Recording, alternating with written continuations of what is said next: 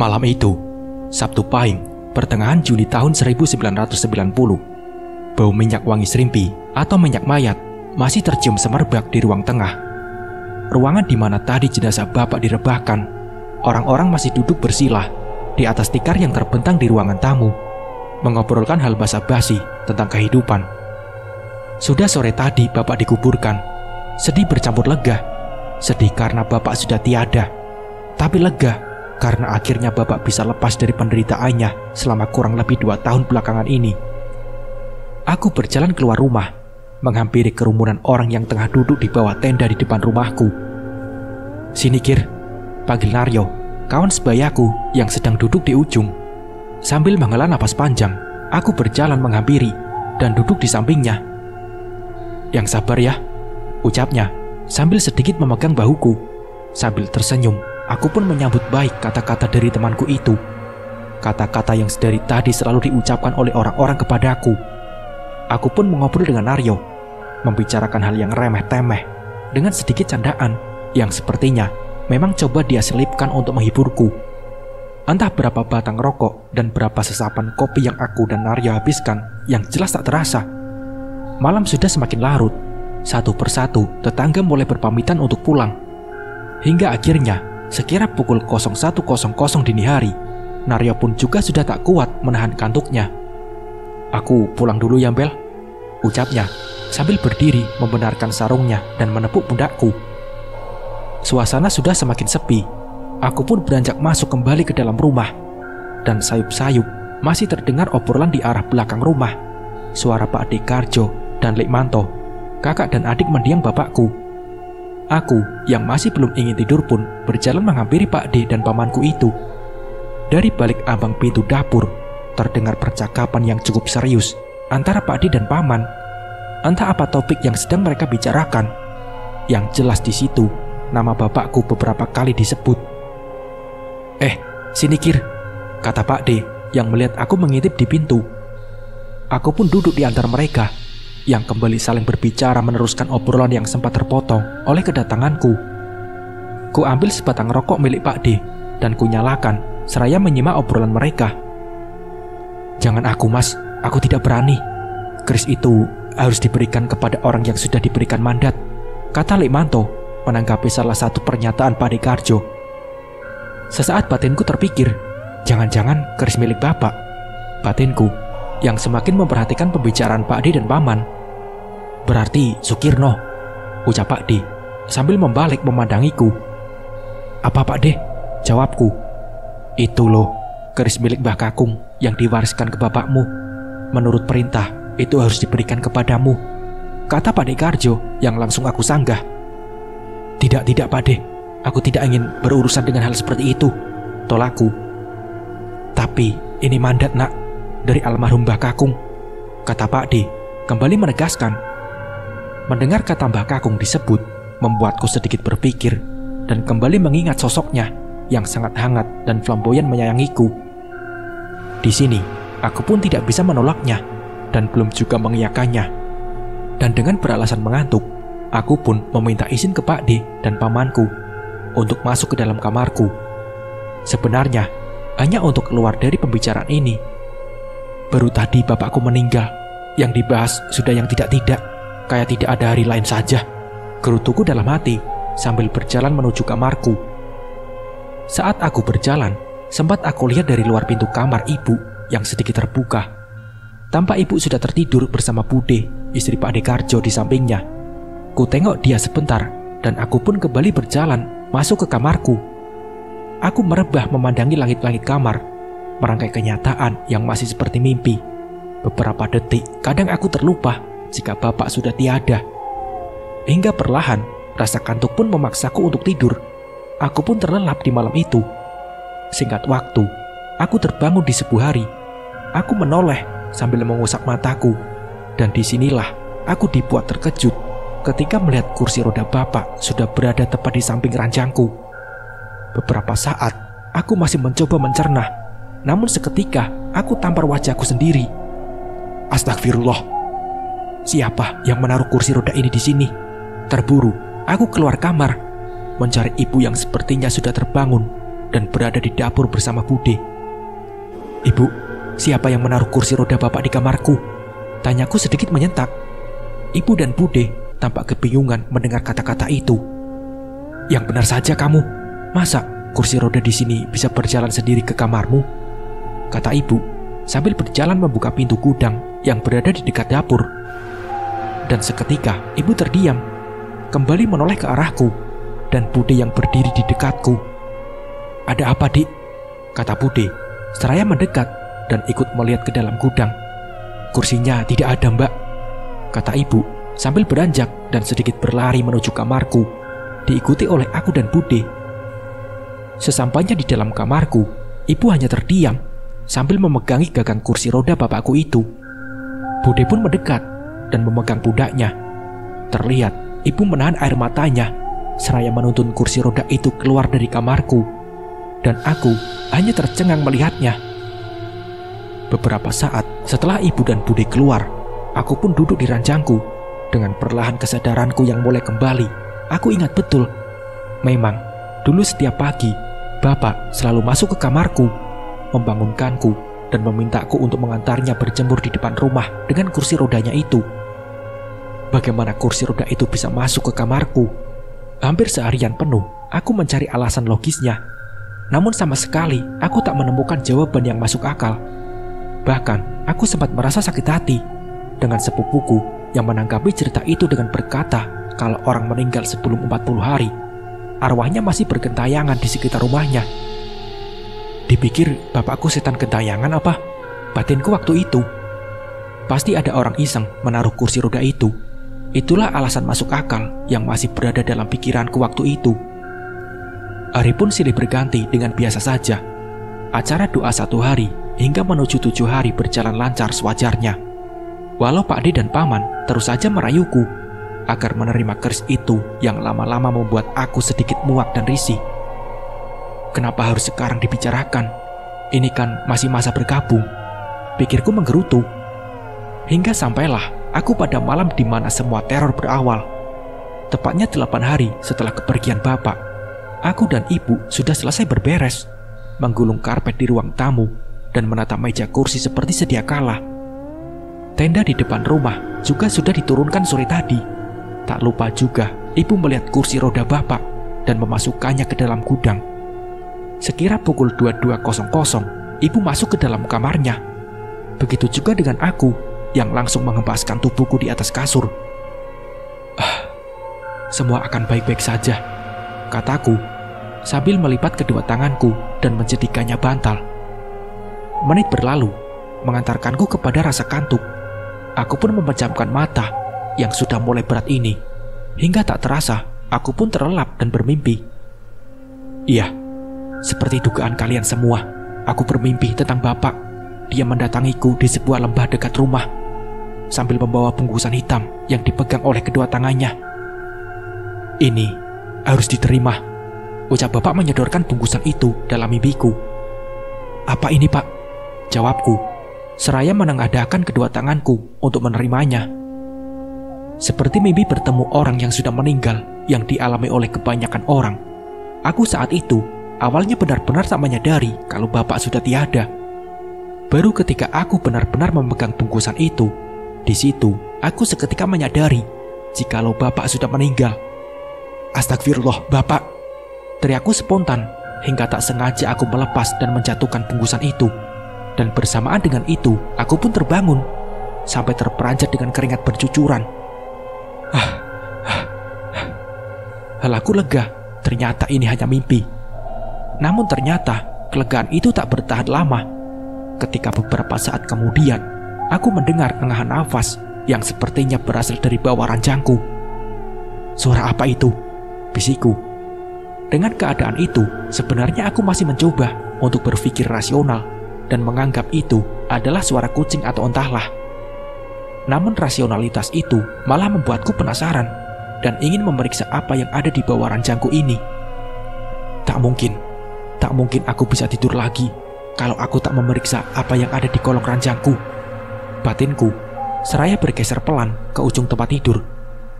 Suara engahan nafas tak bertuan itu masih terdengar, seakan memaksaku untuk memeriksanya. Perlahan, aku pun turun dari ranjangku dan memeriksa sumber suara itu. Dan apa yang aku lihat, wajah yang sangat ku kenal muncul tengkurap dari bawah kolong ranjangku. Iya, itu bapak. Tatapannya sayu memandangiku. Aku hanya bisa mematung, tidak bisa apa-apa. Sungguh keadaan yang tak bisa digambarkan. Kakiku bergetar, nalarku terkacaukan. Hingga entah berapa lama kemudian, wajah bapak di kolong ranjang itu perlahan membayang, semakin kabur dan menghilang. Baru setelah itu, aku bisa bergerak. Sambil berjalan keluar aku menangis. Ingin teriak, namun tidak bisa. Langkahku terasa sangat berat. Dengan sekuat tenaga, aku berjalan menuju kamar ibuku. Dan ku ketuk dengan sisa tenagaku. Bu, ibu, jawabku dengan sedikit terbata. Hingga beberapa saat kemudian, ibu membuka pintu. Melihatku yang sudah berurai air mata dan tampak ketakutan. "Kenapa, Kir? Kenapa?" kata ibu sambil meraihku dan mengajakku masuk. Berulang kali, ibu mengulangi pertanyaan itu, yang waktu itu rasanya sulit mulutku untuk menjawabnya. Hingga setelah ibu memberikan air putih, barulah di situ aku mulai bisa bicara. "Bapak, Bu, bapak," kataku yang masih menangis. "Bapak kenapa? Bapak kenapa? Bapak itu sudah tenang, Nak," jawab ibu sambil memegang kedua bahuku. Bapak ada di bawah kolong, Bu," jawabku dengan tangis yang semakin tak terbendung. "Nyebut, Kir, nyebut," kata ibuku yang kini memelukku. "Tapi aku melihat bapak, Bu, di bawah kolong," kataku lagi. Entah bagaimana, tepatnya suatu malam itu, yang jelas setelah itu, ibu mengajakku untuk memeriksa di bawah tempat tidurku. "Ayo, coba ibu mau lihat," kata ibu sambil menyeretku berjalan menuju kamarku. Dan setelah sampai di sana, "Makanya kamu itu yang ikhlas. Kasihan bapak di sana kalau kamu tidak ikhlas," kata ibu sambil menyingkap spray dan memeriksa di bawah kolong tempat tidurku. Aku hanya terdiam sambil mengusap air mataku. Percuma saja sepertinya bila aku jelaskan, batinku. Ibu pun menyuruhku untuk kembali tidur, meninggalkanku di kamar. Dengan sedikit ragu, aku pun kembali naik ke atas tempat tidur, sambil kurai tasbih yang berada di meja. Kurebahkan tubuhku, kupejamkan mataku, dengan pikiran yang sebenarnya masih berkutat dengan hal yang tadi baru saja terjadi. Apa benar itu bapak? Batinku berdebar. Ku tengok ke arah jam dinding yang sudah hampir menunjukkan pukul 02.00 dini hari. Suasana tampak senyap dan aneh, dingin menusuk tubuh. Ku tarik selimutku dan ku pejamkan mataku kembali, berharap aku bisa tidur lagi. Entah berapa lama menit berlalu, dengan aku yang masih saja terjaga. Berulang kali aku membolak-balikan posisi tidurku untuk mencari yang ternyaman. Namun nyatanya, aku tak juga bisa terlelap. Pikiranku masih saja berada di bawah tempat tidur. Hingga terdengar suara lagi, namun kini berasal dari balik jendela. Jendela kamarku diketuk, seperti dijentik dengan jari. Pikiranku sudah macam-macam. Dengan perlahan, aku menoleh ke arah jendela di sudut kiri kamarku itu, yang bodohnya hanya bertirakan kelambu. Ketukan itu terdengar lagi, dibarengi dengan bayangan hitam yang berdiri di baliknya. Aku tak begitu yakin, karena memang suasananya agak gelap. Namun ketika bayangan hitam itu mulai semakin mendekat di balik kaca, semua tampak jelas. "Kir, Sukir," suara dari balik jendela itu memanggilku, dan itu adalah suara bapak. Aku yang terkejut sontak memalingkan tubuhku. Dengan ketakutan, kututup kedua telingaku. "Kir, Sukir," suara bapak masih terdengar terus memanggilku. Astagfirullah, astagfirullah," ucapku terus menerus. Karena suara bapak masih saja terus memanggilku, aku pun bangkit dan berlari keluar dari kamar. Aku pun berteriak. Teriakku tergopoh-gopoh berlari menuju kamar ibu. Bapak, Bu, bapak," ucapku gelagapan seraya menggoyangkan tubuh ibu yang sedang tertidur itu. Ibu pun terbangun dan segera memelukku.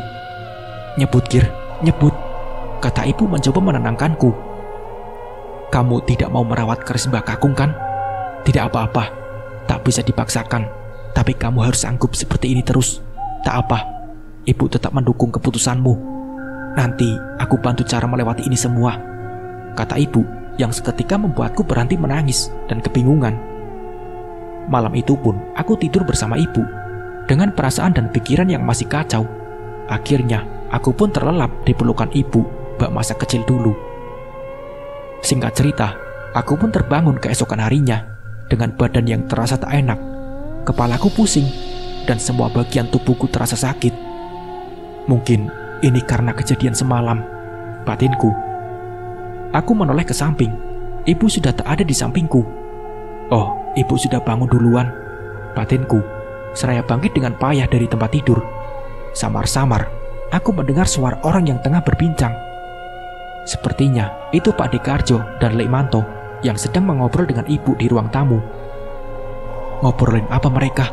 Pasti tentang keris itu lagi, batinku yang kembali duduk di atas tempat tidur karena tak tahan dengan pusingnya kepalaku. Tak selang beberapa lama, ibu masuk ke kamar dan memintaku keluar untuk menemui Pak D dan Paman. Dengan sedikit dipapah, aku keluar dari kamar, berjalan menuju ruang tamu dan duduk di hadapan Pak Dekarjo dan Lek Minto.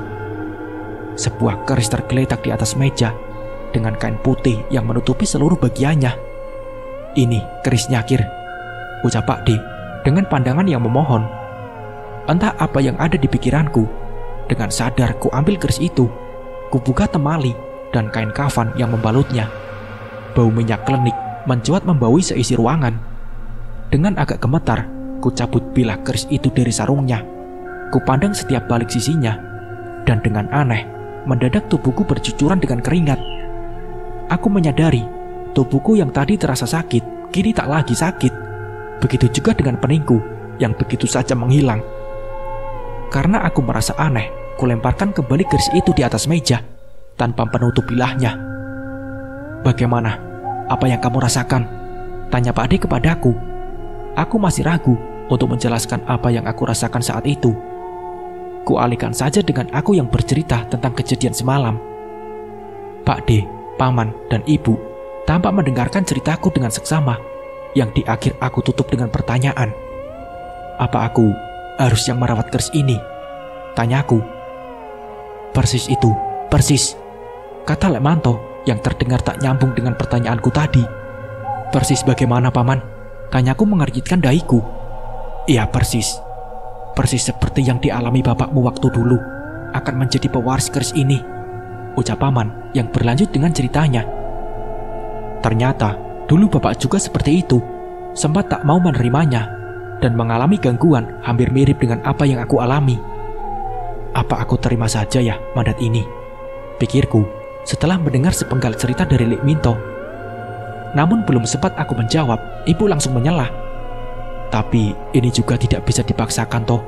Apa tidak bisa kalian saja yang merawat? Tanya ibu yang mulai sedikit emosi. Tidak bisa, Dik, tidak bisa. Ini sudah mandat turun-temurun. Kalau masalah merawat, nanti aku sama Minto ikut membantu. Tapi keris ini harus ada pewarisnya dulu sebelum 40 hari, jawab Pak D. Sukir ini akan kuliah tahun depan. Kalau dia jadi dukun, apa tidak terganggu sekolahnya? Aku yang menghadapi bertahun-tahun ya. Mas Parman didatangi orang yang ingin meminta tolong, tak tahu waktu, kadang larut malam. Iya, kalau pada ngasih uang, palingan gula sama teh, kata ibu yang tak setuju. Sekali lagi ya Mbak Yu, ini sudah mandat keturunan keluarga Sosro Miharjo. Mas Parman itu bukan dukun, hanya orang yang dibekali kelebihan untuk menolong orang. Kalau masalah upah atau uang itu, memang aturannya tidak boleh menerima. Orang ini ilmu ikhlas, bayarannya ya pahala dan keberkahan, kata Paman kini berbicara. Satu fakta yang belum aku ceritakan di awal adalah sedikit berubahnya bapak setelah Mbak Kakung meninggal. Mungkin sekira 4-5 tahun yang lalu, beliau mendadak sering didatangi oleh orang-orang yang dalam tanda kutip ingin meminta pertolongan dengan cara tak lazim. Dari orang sakit, orang kesurupan, sampai orang-orang penting. Aku tahu itu. Aku juga tahu Mbak Kakung dicap sebagai orang pintar, dan bapak bisa jadi juga seperti itu. Tapi aku dulu tak peduli, bukan secara harfiah, tapi memang aku tak ingin tahu saja. dan sama sekali tak tertarik. Berarti dulu bapak juga didatangi Mbak Kakung seperti aku, kataku di sela perdebatan antara Lek Minto dan ibu. Perdebatan itu pun berhenti sejenak dengan Pak D yang menanggapi pertanyaanku itu, yang pada intinya mau ataupun tidak mau aku menerima ini. Bapak tetap akan terus datang, namun tendensi atau motif yang berbeda tetap saja datang-datang juga, batinku. Obrolan pun berakhir buntu dengan ibu yang masih kekeh tidak setuju aku menerima mandat ini. Dan sebagai anak yang menuruti orang tua, aku pun tidak mengiyakannya. Kalau ibu tidak setuju, aku juga tidak bisa menerimanya, pungkasku mengakhiri pembicaraan itu. Hingga tak selang beberapa lama, Pak D dan Paman pun pulang, membawa kembali keris itu dengan pesan di akhir yang mengatakan cepat atau lambat, aku mau tak mau pasti akan menerima keris itu. Waktu menunjukkan pukul 10.00 pagi. Ibu menyuruhku untuk mandi, dan setelah itu kita makan bersama. Emang ibu ada uang untuk menguliakanku? Tanyaku kala itu di atas meja makan. Ada nak, ada. Tabungan bapak itu lumayan banyak. Cukuplah untuk kamu kuliah dan kamu nikah, jawab ibu sembari menyuap nasi ke dalam mulutnya. Aku pun mengangguk sejenak dan kembali makan. Terlintas keraguan dalam pikiranku tentang omongan Pak D tadi, perihal sosok yang menyerupai bapak itu yang akan terus datang. Apa aku kuat ya bu, kalau kejadian seperti semalam itu terjadi lagi? Tanyaku. Kuat nak, kamu harus kuat. Imanmu harus teguh. Asal kamu tahu, yang semalam menemuimu itu bukanlah bapak, hanya jin yang menyerupai almarhum bapak saja. Orang beriman pastinya tahu akan hal itu, kata ibu yang mulai sedikit menguatkanku. Makan pun selesai. Ku bawa piring bekas makananku ke dapur. Dan setelah itu, aku bersantai di belakang rumah sambil menyesap kopi dan menghisap rokok. Sambil melamun dan menikmati, ingatanku mulai merangkai runutan kejadian semalam. Bisa begitu ya, batinku yang masih belum menerima nalarku. Kalau tadi malam aku melihat sosok yang menyerupai almarhum bapak, mendatangiku, memanggil-manggil, dan seperti menerorku. Baru 9 hari yang lalu, bapak disemayamkan. Jika kata orang, sebelum 40 hari arwah orang yang meninggal akan berada di sekeliling rumah dan orang terdekatnya. Apakah yang semalam mendatangiku adalah benar arwah bapak? Atau aku lebih baik mempercayai kata ibu, bila itu hanyalah jin yang menyerupai bapak saja? Aku pun tidak bisa memastikannya. Yang jelas, apa yang kulihat semalam adalah wajah bapak yang sangat aku kenali. Hari ke-9 sepeninggal bapak, azan Isya baru saja selesai berkumandang. Aku tengah duduk di ruang tamu bersama ibu yang tengah menjahit. Seraya menyesap rokok, pikiranku masih saja tentang obrolan pagi tadi bersama Pak D dan Paman perihal keris itu. Ngerokoknya itu dikurangi, belum kerja kok ngerokoknya banter, kata ibu tiba-tiba membuyarkan lamunanku. Ya ndak apa-apa toh bu, yang penting kan di rumah ngerokoknya, gak bersembunyi-sembunyi, jawabku sambil bercanda. Oh anak nakal, itu obatnya diminum dulu, biar nanti tidurnya enak, jawab ibu sambil menunjuk obat di meja yang tadi baru saja ia beli. Aku pun meminum obat itu dan kini rebahan di kursi, sekedar untuk menemani ibu sembari membaca majalah-majalah lama yang aku ambil dari rak meja. Menit pun berganti jam. Efek obat yang aku minum membuatku merasakan kantuk. Kusingkap majalahku sebentar untuk melihat ibu yang masih belum selesai menjahit.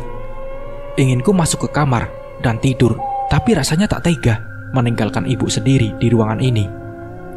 Aku merem sebentar ya bu, nanti kalau ibu sudah selesai tolong aku dibangunkan, ucapku sambil menutup wajahku dengan majalah yang kubaca. Ibu sempat menyuruhku untuk masuk saja kalau memang aku sudah mengantuk. Tapi rasanya terlalu malas badan ini. Kalau beranjak sekarang, aku pun tak terasa terlelap. Dan entah berapa lama mata ini terpejam. Tiba-tiba terdengar suara batuk yang membangunkanku. Terdengar suara batuk. Aku agak sedikit terkejut. Dengan sayu, aku buka majalah yang menutup mukaku ini. Dan apa yang aku lihat? Bapak. Iya, benar bapak. Kini duduk di kursi di mana tadi ibu berada. Sempat sejenak aku mencermati, memastikan ini bukanlah ilusi. Dan sepertinya memang benar, wujud bapak kini ada di hadapanku. Semua tampak jelas karena cahaya lampu di ruangan itu cukup terang. Sontak aku palingkan pandanganku ke arah lain. Meski nyatanya ekor mataku tetap bisa melihat bayangannya. Aku ingin sekali bangkit dari tempat itu dan berlari, tapi tubuhku seperti dikunci, tak bisa bergerak. Suara batuk itu terdengar lagi, sangat mirip dengan batuknya bapak dulu. Dan saat aku mencoba berdoa, ayat kursi yang terlantun di pertengahan, tiba-tiba bapak memanggilku. Sukir, Kir, Sukir, anak lelakiku, kata sosok yang menyerupai bapak itu. Panggilan itu seketika membuatku berhenti berdoa. Terkejut dan seperti tersedak ludah sendiri, aku terbatuk hingga jatuh dari kursi dengan mataku yang masih sengaja aku pejamkan. Panggilan itu seketika membuatku terhenti berdoa. Sukir, Sukir. Panggilan itu kembali terdengar. Di sini aku yang sudah tak kuat mulai berteriak minta ampun. Ampun pak, ampun. Maumu bagaimana pak? Ucapku sambil menangis dan menganggap bahwa sosok itu benar-benar adalah bapak. Tampaknya ucapanku ini didengar oleh ibu yang sengaja datang menghampiriku, yang ternyata baru saja dari kamar mandi. Nyebut Kir, nyebut, kata ibuku yang melihatku tertelungkup di lantai ketakutan. Ada apa Kir? Ada apa? Ucap ibuku lagi sambil meraih dan memapah tubuhku untuk bangkit. Tak henti-hentinya aku menuju ke arah kursi itu, kursi di mana sosok yang menyerupai bapak tadi duduk dan memanggil-manggil namaku. Bapak bu, bapak. Ucapku menangis di pelukannya. Ibu memapahku menuju kamar, memberikanku air putih dan menenangkanku. Ini pegang, kamu harus berzikir, ucap ibu sambil meraih tasbih yang berada di meja samping ranjangku. Kamu harus kuat, kamu harus kuat. Itu bukan bapak, itu hanyalah jin, kata ibuku lagi. Ibu keluar dan kembali lagi ke kamarku sambil membawa selimut. Malam ini dia akan menemaniku tidur di kamarku. Tanpa sepatah kata lagi, ibu pun mengunci pintu, mematikan lampu, dan merebah di sampingku, dengan aku yang masih merasa syok dan tak habis pikir dengan apa yang baru saja terjadi. Kenapa ini harus menimpaku? Batinku sambil menyerongkan tubuhku ke arah ibu yang membelakangiku. Jam berapa ini? Batinku seraya bangkit dan mengamati jam dinding di kamarku, yang ternyata menunjukkan pukul 01.00 dini hari. Aku pun kembali merebah dan mencoba untuk memejamkan mataku. Tapi setelah apa yang aku alami tadi, tentu tak semudah itu aku bisa tertidur. Rasanya was-was. Aku merasa seperti diawasi. Beda dengan ibu yang terlihat sudah pulas dan sedikit mendengkur. Tetap ku coba memejamkan mata sambil berzikir. Hingga beberapa saat kemudian, suara engsel pintu kamarku bergerak, disusul dengan suara orang-orang yang memanggilku. Kir, Sukir. Itu adalah suara ibu yang memanggilku. Suaranya terdengar panik dan ketakutan. Kir, Sukir, ibu bukain, kata ibu tak begitu keras dari luar kamarku. Seketika aku tersentak, tubuhku gemetar kebingungan. Kalau di luar adalah ibu, lantas siapa yang berada di sampingku ini? Batinku. Di sisi lain, aku mendengar suara ibu memanggilku dari luar. Namun dalam bersamaan, ada seseorang yang tadi aku yakini sebagai ibu tidur di sampingku dengan tertutup selimut. Kir, Sukir, buka, ketuk suara ibu dari luar. Ibu yang berada di sampingku tak bergeming, masih saja tidur mendengkur di sampingku. Mulai muncul keraguan dalam diriku. Apakah ini benar-benar ibu? Batinku. Dengan sisa-sisa keberanian, aku coba untuk membangunkan ibu yang berada di sampingku. Kutepuk tubuh itu. Bu, ibu, ucapku, seraya tanganku menyentuh tubuhnya. Dan beberapa saat kemudian, ibu pun menjawab tanpa memalingkan badannya. Apa sih Kir? Apa? Ucapnya dengan suara bapak. Pikiranku seperti hilang sejenak. Aku terperanjat, mundur memepet tembok. Astagfirullah, ucapku terbata gemetar. Sosok ibu yang bersuara bapak itu kini menyingkap selimutnya. Dengan perlahan wujudnya berubah. ia berdiri dan menoleh. Suasana memang gelap, tapi aku cukup bisa melihat wujudnya.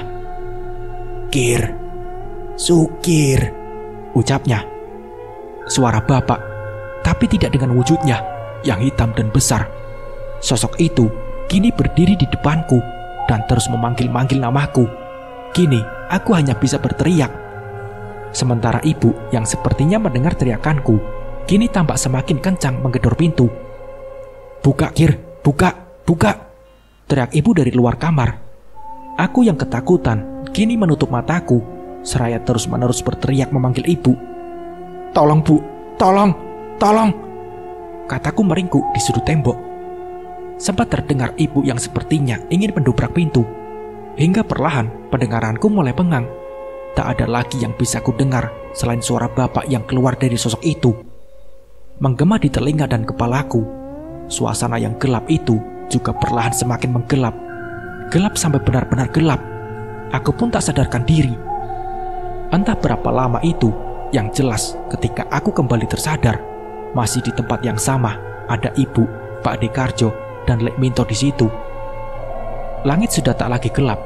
Sepertinya aku terbangun di keesokan harinya. Wajah ibu yang pertama aku lihat, matanya sembab, seperti orang yang terlalu lama menangis. "Alhamdulillah," kata ibu yang saat itu terdengar ketika aku membuka mataku. Lek Minto tampak menghela nafasnya. Begitu juga dengan Pak Dekarjo yang kini mendekatiku dan memegang tanganku. "Sebaiknya bagaimana ini ibunya Sukir?" ucap Pak D menoleh ke arah ibuku. Ibu pun terdiam, sejenak menghela nafasnya dan berkata, "Sekarang terserah Sukir saja, Kang," jawab ibu dengan wajah pasrah. "Kalau sekiranya akan membahayakan, tidak apa, Kang, terima saja," kata ibu lagi sambil mengelus kepalaku. Aku yang baru saja sadar, tentu masih memproses pembicaraan itu. Tanpa bisa aku jawab. "Bagaimana, Kir? Ibumu sudah mengizinkan. Sekarang, kamu mau atau tidak? Kalau mau ya syukur, tapi kalau tidak ya tak apa. Akan tetapi, harus kamu lawan, nanti aku bantu. Tapi ya itu, taruhannya nyawa Pak D dan pamanmu ini," kata Pak D dengan wajah pakemnya. Mendengar itu, aku langsung bangkit dan tertunduk. Apa-apaan ini? Bisa-bisanya aku terjebak dengan takdir yang seperti ini. Batinku gundah. Dan beberapa saat kemudian, aku pun menjawab dengan satu kata. "Iya," kataku, seraya menganggukkan kepalaku. Sebenarnya, jauh dari dalam lubuk hatiku, tak bisa menerima ini. Namun bagaimana, kini aku bisa menolaknya jika taruhannya adalah nyawa dari Pak D dan Paman. Warisan macam apa ini? Gerutuku dalam hati. Ibu juga sempat terkejut ketika mendengar semua ini bisa membahayakan nyawa seseorang. "Apa benar seperti itu?" tanya ibu kepada Pak Dekarjo dan Lek Minto. "Iya, kita ini inginnya Sukir bisa menerima ini semua dengan sukarela, Mbak Yu. Tidak terpaksa. Kalau bisa memilih, aku dan Mas Karjo sebenarnya ya tak ingin memaksa Sukir. Tapi dari awal, dia sudah memilih Sukir, Mbak. Seperti dulu dia memilih Mas Parman," kata Lek Minto. "Mas Parman juga mengetahui ini. Dia sudah pernah bicara denganku. Tak ingin Sukir menerima mandat ini, karena memang berat," kata Lek Minto lagi. Setelah itu, tak ada lagi perdebatan. Yang ada hanyalah wajah-wajah pasrah. Sejenak, suasana menjadi hening. Dan ibu pun mengajak aku, Lek Minto, dan Pak Dekarjo keluar dari kamar itu beberapa saat kemudian. "Ayo, kita bicarakan di luar," ucap ibu.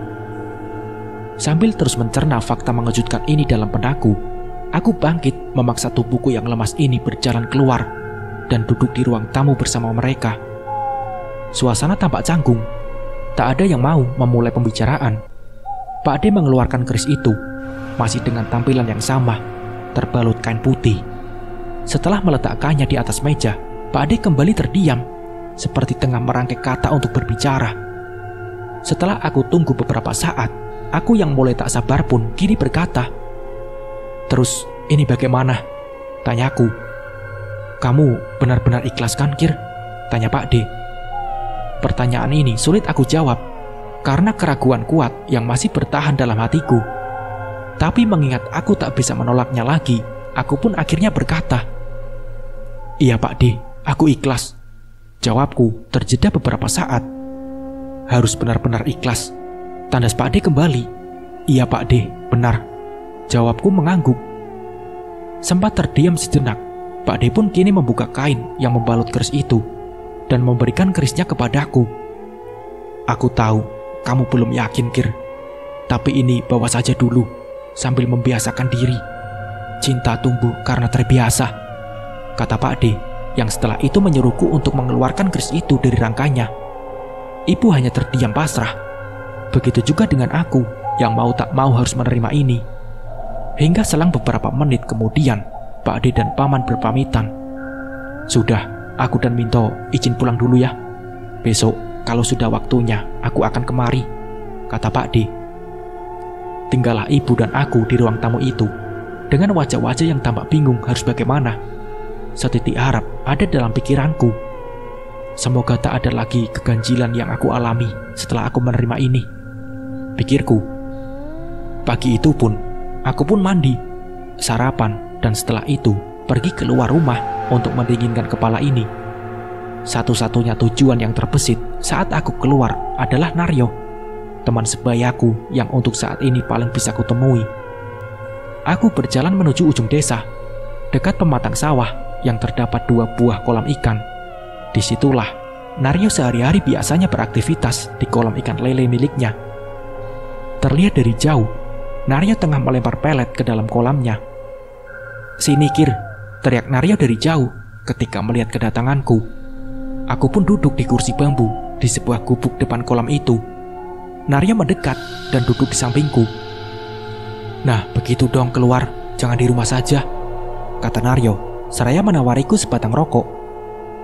Pada awalnya tak banyak terjadi pembicaraan, selain pertanyaan basa-basi yang terlontar dari mulut Naryo. Begitu juga denganku yang masih bingung. Aku di sini seperti merasa bahwa Naryo masih canggung bertanya banyak kepadaku, yang notabene masih dalam masa berkabung setelah meninggalnya bapak. Tapi mungkin karena ekspresiku yang tak wajar, membuat Naryo mulai membicarakan topik yang belakangan ini menjadi keresahanku.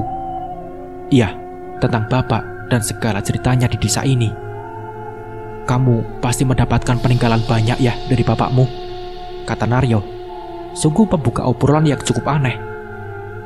Peninggalan apa? Harta, jawabku dengan sedikit tertawa.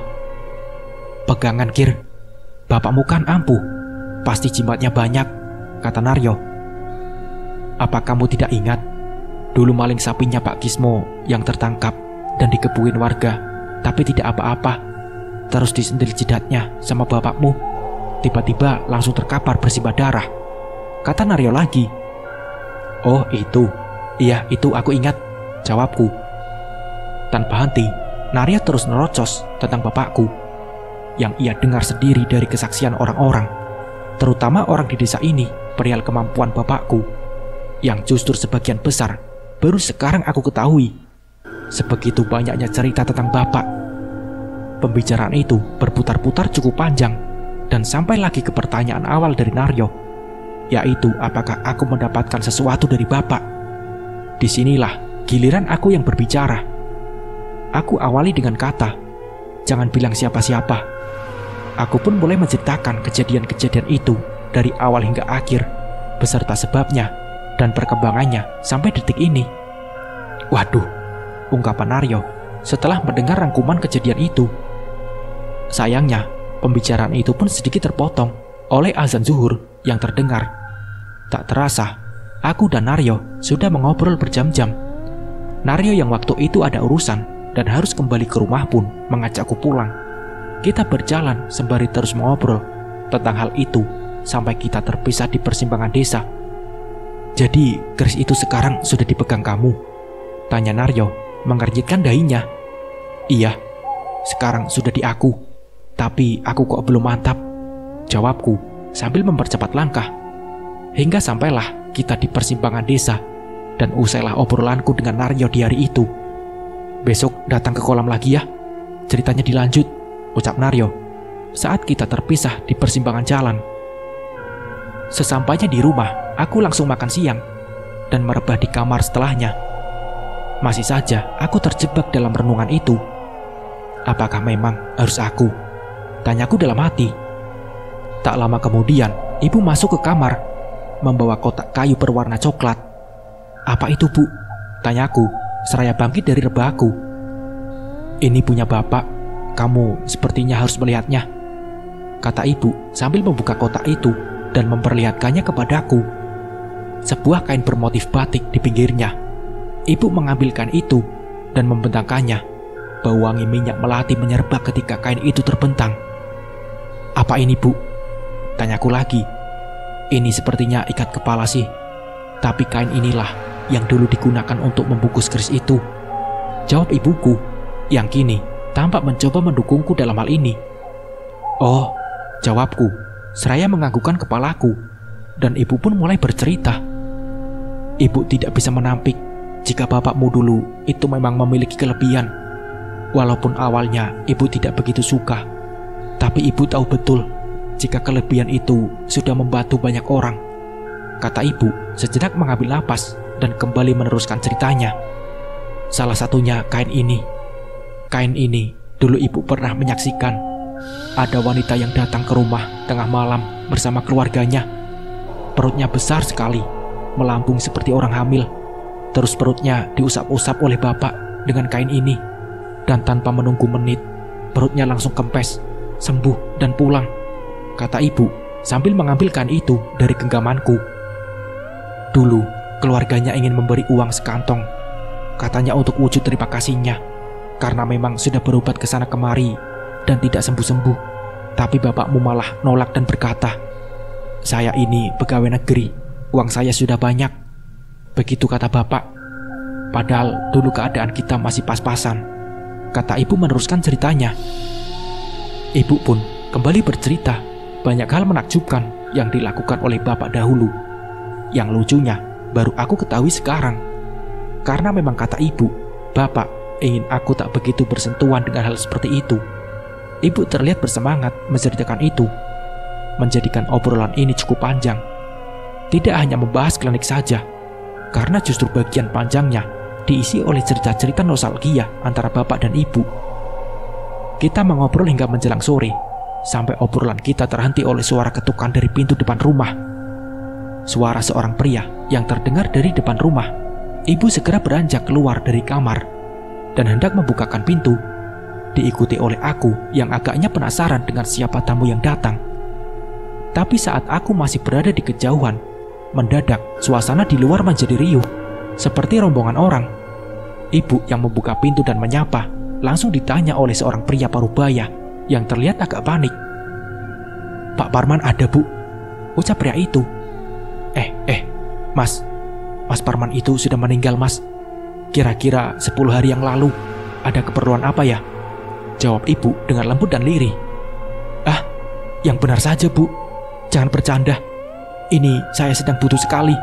Anak saya sedang kesurupan," jawab pria itu sambil mengeluarkan kertas dari kantong celananya. "Lah, beneran, Mas. Mas Parman itu sudah meninggal. Itu kalau tidak percaya. Benderanya saja belum diturunkan," kata ibu dengan nada tinggi sambil menunjuk bendera kuning yang masih berdiri di dekat pagar depan rumah. "Tidak, Bu, tidak. Pak Parman 3 hari yang lalu ke rumah saya, ngobatin anak saya yang kesurupan," ucap pria itu sambil memberikan kertas yang dikeluarkannya dan memperlihatkannya kepada ibu. Aku yang menengok dari belakang, melihat ibu gemetar ketika membaca kertas itu. "Ini kapan?" ucap ibu kepada pria itu, mempertanyakan kapan kertas ini diberikan. 3 hari yang lalu, Bu," jawab pria itu. Tidak mungkin, Mas. Tidak mungkin. Mas Parman itu sudah meninggal 10 hari yang lalu," kata ibuku yang terdengar panik. Aku yang merebut kertas itu dari ibu dan membacanya, samar-samar mengingat apa yang tertulis di situ. Di situ tertulis dengan tulisan Latin miring yang seingatku terbaca, "Cengkeh 3 biji, daun sirsak menghadap barat, kelapa gading muda." Itulah tulisannya. Dan beberapa baris lagi yang tak kuingat jelas. Kata ibu, itu adalah resep jamu yang biasanya diberikan oleh bapak kepada orang-orang yang meminta tolong dengannya. Biasanya memang suka ditulis oleh bapak di atas kertas agar orang tidak mudah lupa. Dan fakta yang cukup mengejutkan di sini, ibu hafal betul bentuk lekuk tulisan bapak. Di antara perdebatan antar ibu dan pria itu, muncul seorang wanita dari belakang yang tampak tengah diseret oleh beberapa orang. Wanita itu meronta dan berkata, "Tidak mau, tidak mau, tidak mau," teriaknya. "Ada apa sih Mbak Yu?" tanya Pak Sumantri, salah satu tetangga yang datang karena mendengar keributan ini. Sambil memegang kepalanya, ibu pun mulai menjelaskan dengan nada marah yang bercampur kebingungan. Hingga perdebatan kecil terjadi lagi, dan di sela-sela itu, wanita yang sedari tadi meronta-ronta, entah bagaimana, kini menjadi beringas dan mengamuk. Ia terlepas dari genggaman orang-orang tadi, dan kini merangkak-rangkak di halaman rumah. Tingkahnya sangat aneh. Di tengah keramaian itu, si wanita tiba-tiba mendekat ke arahku, memandangku dengan tatapan tajam, sambil mendesis mengucapkan kata-kata yang membisik tak jelas. Sontak, aku yang agak takut pun sedikit melangkah mundur. Namun wanita itu justru seperti merangkak mengikutiku, dan dengan tiba-tiba melompat ke arahku. Aku tak siap, tidak sempat menghindar. Dengan refleks seadanya, aku hanya meregangkan jariku sebagai respon perlindungan diri. Dan entah bagaimana, aku tak tahu, tiba-tiba wanita itu seperti terpental, menggelinding, dan lemas tak berdaya. Aku yang melihat itu hanya bisa terdiam kebingungan, sementara orang-orang kini semakin berdatangan karena kehebohan ini. Termasuk Naryo yang kebetulan tengah lewat dan melihat kejadian itu. "Ada apa, Lur?" kata Naryo yang mendekatiku. Aku yang masih merasa bingung segera mengajak Naryo untuk masuk ke dalam rumah, meninggalkan keriuhan itu. Hingga beberapa saat kemudian, rombongan pria dan wanita yang kesurupan itu diajak masuk oleh ibu. Tampak wanita itu dipapa oleh beberapa orang. Dengan pandangan matanya yang tampak kebingungan dengan keadaan sekitarnya. Aku sudah pulang, Pak," kata wanita itu kepada pria yang diketahui adalah bapaknya. "Sudah, Nak. Kamu kumat lagi, Nak," jawab pria itu. Wanita itu menatap sekeliling dan berhenti ketika melihatku. Dan tiba-tiba tangannya menguncup, isyarat menyembah. Kepalanya menunduk, dan dengan suara yang tiba-tiba berubah, wanita itu berkata, "Matur sembah nuwun, Mas," ucap wanita itu dengan suara yang berubah menjadi seperti kakek-kakek. Nggih," jawabku agak gagap sambil menoleh ke arah Naryo yang berada di sampingku. Dan wanita itu terhuyung lunglai, tak sadarkan diri lagi. Apa aku telah menyembuhkannya? Batinku saat itu. Warga yang ikut masuk tampak memandangiku heran. Singkat cerita, beberapa jam berlalu. Setelah wanita itu mulai sadar, pria yang memperkenalkan diri sebagai bapak dari wanita itu berpamitan. Ia mendatangiku mengucapkan terima kasih. "Terima kasih sekali, Mas, Bu," ucap pria itu, seraya memberikan rokok itu kepadaku yang masih bingung dengan semua ini. Hari ke-14 sepeninggalan bapak. Hari pun berlalu dengan biasa saja. Kabar tentang pulangnya bapak setelah meninggal dan mengobati wanita itu segera cepat tersebar. Begitu juga dengan insidenku di rumah tempo hari mendadak menjadi perbincangan seluruh warga desa. Apakah sudah tak ada gangguan yang aku alami?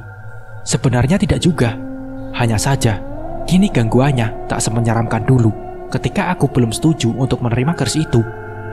Kini, banyak suara tak wajar yang sering kudengar, seperti langkah kaki, suara nafas, dan aroma wangi khas bapak. Untungnya, sekarang tidak ada lagi wujud yang menampakiku. Hanya saja, jujur dari dalam hati, sebenarnya aku masih tidak sreg dengan semua ini. Masa aku lulusan terbaik SMA negeri yang ingin kuliah dan jadi sarjana harus jadi paranormal? Salahku juga yang dulu memilih untuk menunda kuliahku karena bapak sakit. Jalani saja, pikirku kala itu. Mungkin ini memang kemauan bapak. Pagi itu cuaca sangat dingin. Ibu yang sedang agak tidak enak badan memintaku untuk menghadang tukang sayur yang bisa lewat di depan rumah. "Ini, Nak, nanti kalau Pak Wiknya lewat, tolong belikan sayur cipang, kacang panjang, dan terong. Ibu pengen masak sayur lodeh," ucap ibu seraya memberikan uang. Sambil membawa secangkir kopi dan sebatang rokok yang menyala, aku keluar kamar. dan duduk di teras menunggu Pak Wiknya, tukang sayur yang akan lewat pukul 06.30 pagi ini. Nganggur gini, lama-lama bosan ya, batinku di antara hisapan rokokku. Kemudian, suara Pak Wiknya beberapa saat kemudian terdengar. Ku tengok gerobak dorongnya yang tampak berjalan ke arah jalan depan rumahku. Aku menunggunya hingga sampai di depan rumah. Ku beli sayur sesuai perintah ibu, hingga ketika aku ingin berbalik masuk ke rumahku, seseorang menepuk bahuku. "Lur, ternyata Naryo," dengan muka lesu seperti semalaman tidak tidur. "Kenapa? Tumben pagi-pagi mau beli ikan asin?" tanyaku. "Enggak, Kir. Pusing aku. Bingung mau cerita dengan siapa," katanya sambil merangkul dan agak menyeretku menjauh dari gerombolan ibu-ibu yang tengah memenuhi gerobak Pak Wiknya. "Apa sih? Ayo masuk saja ke dalam sambil ngopi," jawabku yang kini menyeret Naryo berjalan masuk ke dalam rumahku. "Sebentar, aku letakkan ini dulu di belakang sama aku bikinkan kopi," ucapku sambil berjalan ke dapur memberikan sayur itu kepada ibu. Singkat cerita, setelah membuat kopi, aku kembali ke ruang tamu menemui Naryo yang tampak resah itu. "Gimana, Bel? Ada apa?" tanyaku seraya meletakkan segelas kopi panas di depan kawanku itu. "Leleku mati semua. Kayaknya ada yang ngasih racun," kata Naryo lemas. "Loh, beneran? Apa tidak kamu jaga semalam?" ucapku. "Tidak, aku ketiduran. Baru aku periksa tadi pagi. Ikannya sudah mengambang semua. Bingung aku. Ini kalau ibuku tahu pasti menangis. Gimana? Mana modalku masih hutang," kata Naryo memelas. "Terus bagaimana? Kira-kira menurutmu ulah siapa ini?" tanyaku. Naryo terdiam sejenak menghela nafasnya dan berkata, "Jelas Solihin ini, kelakuan Solihin," katanya dengan amarah. "Pak Solihin? Jangan menuduh dulu kamu," kataku. "Siapa lagi? Cuma dia orang yang punya kolam di kampung ini selain aku. Terus kemarin juga sempat selek denganku perkara pedagang yang ingin borong ikan karena punyaku lebih murah," kata Naryo yang semakin yakin. "Tapi kan kita tidak punya bukti. Mending sekarang kamu bicara saja baik-baik dengan ibumu. Pasti ibumu bisa mengerti," kataku seraya memegang pundaknya. Tanpa kita berdua tahu, ternyata semua pembicaraan antara aku dan Naryo didengar oleh ibu yang sedari tadi menguping di balik bufet ruang tengah. Tanpa aba-aba, ibu pun keluar dan langsung berkata, Jangan keras-keras kalau ngomongin Solihin jam segini. Dia suka warawiri di depan rumah," kata ibu. Aku dan Naryo terlihat selingak-selinguk yang langsung disuruh masuk oleh ibu untuk sarapan. "Sudah, sini, dibicarakan di dalam sambil sarapan," kata ibu yang juga mengajak Naryo untuk masuk ke ruangan makan. Kami pun makan bersama. Tampak Naryo yang seperti tak selera, dan ibu pun mulai membuka percakapan. "Pak Solihin itu memang agak antik orangnya. Bisa juga loh kalau dia yang melakukan itu," kata ibu, tiba-tiba membuatku seketika menghentikan makanku. "Kok bisa bicara seperti itu sih, Bu?" tanyaku mengernyitkan dahi. "Masa kamu lupa sih siapa yang dulu menembak kucing-kucing kita?" kata ibuku. Di sini aku jadi ingat. Dulu, mungkin sekira 10 tahunan yang lalu, aku punya 3 kucing ditembak oleh Pak Solihin gegara dituduh sering mencuri ikan di kolamnya. Kebetulan rumahnya hanya selisih 1 rumah dengan rumahku. Aku ingat betul, dulu suatu pagi 3 kucingku terkapar di depan rumah dalam keadaan mati. Saat aku hendak berangkat sekolah, dan menurut ibu, satu-satunya orang yang pernah mengancam dengan senapan angin kepada kucingku adalah beliau, Pak Solihin. "Kalau mencuri ikanku akan kutembak," yang katanya pernah didengar oleh ibu beberapa hari sebelum kucing-kucingku mati. Apa benar Pak Solihin ya yang meracuni kolam temanku Naryo? Batinku yang masih mengira-ngira. Tak lama kemudian, ibuku bertanya kepada Naryo berapa modal ikan untuk menutup kerugiannya. Dan setelah Naryo menjawabnya, tanpa diduga, ibuku langsung masuk ke kamarnya, mengambil uang dan memberikannya kepada Naryo. "Ini untuk beli bibit. Tenang saja, tak usah diganti. Bapakmu dan Pak Parman itu sudah seperti saudara," kata ibuku. Naryo yang sempat menolak akhirnya menerima pemberian ibu itu setelah sedikit aku bujuk. Santai, santai, ucapku kepada Naryo. Ibu pun memberikan pesan agar Naryo melakukan pengintaian di kolamnya. Beliau juga mengizinkan aku untuk ikut, untuk membuktikan siapa pelakunya. Westo, mesti solihin, kata ibu, yang sepertinya sedikit mempunyai dendam dengan orang itu. Obrolan di meja makan itu pun selesai. Naryo pulang dengan penuh kelegaan. Dan setelah beberes dan sejenak bersantai, Pak Dekarjo dan Lek Minto pun datang. Orang ini lagi. Batinku malas saat mendengar suara mereka memasuki ruang tamu. Gimana, Kir? Sehat kan? Sapa Lek Minto ketika masuk di ruangan tengah. Sehat, Paman. Sarapan, Paman? Jawabku basa-basi. Sementara Pak D langsung masuk menuju dapur untuk membuat kopi. Seperti biasa, akan ada obrolan serius jika Pak D sudah membuat kopi. Dan benar saja, setelah itu kita semua berkumpul di ruang tamu, termasuk ibu yang kini sudah tampak santai menanggapi omongan Pak D dan Paman. Seperti yang aku duga, topik pembicaraan akan berawal dari misteri kepulangan Bapak tempo hari, mendatangi salah satu pasiennya. Apa benar ya, itu bapakku yang sudah meninggal? Batinku di antara obrolan itu yang kini semakin tertuju kepadaku. Tentang kabar wanita kesurupan itu yang belakangan ini sempat ditengok oleh Pak D dan sekarang dalam keadaan sembuh. Menurut Pak D akulah yang menyembuhkan, sementara tidak bagiku, karena memang waktu itu aku tidak melakukan apa-apa. Batinku, ini semakin jelas. Pertandanya kalau kamu yang dipilih, ucap Pak D saat itu. Bagaimana? Kamu sudah semakin yakin kan sekarang? Kata Pak D lagi. Ya, mau tak mau harus yakin, Pak D, jawabku, yang saat itu memang masih bimbang.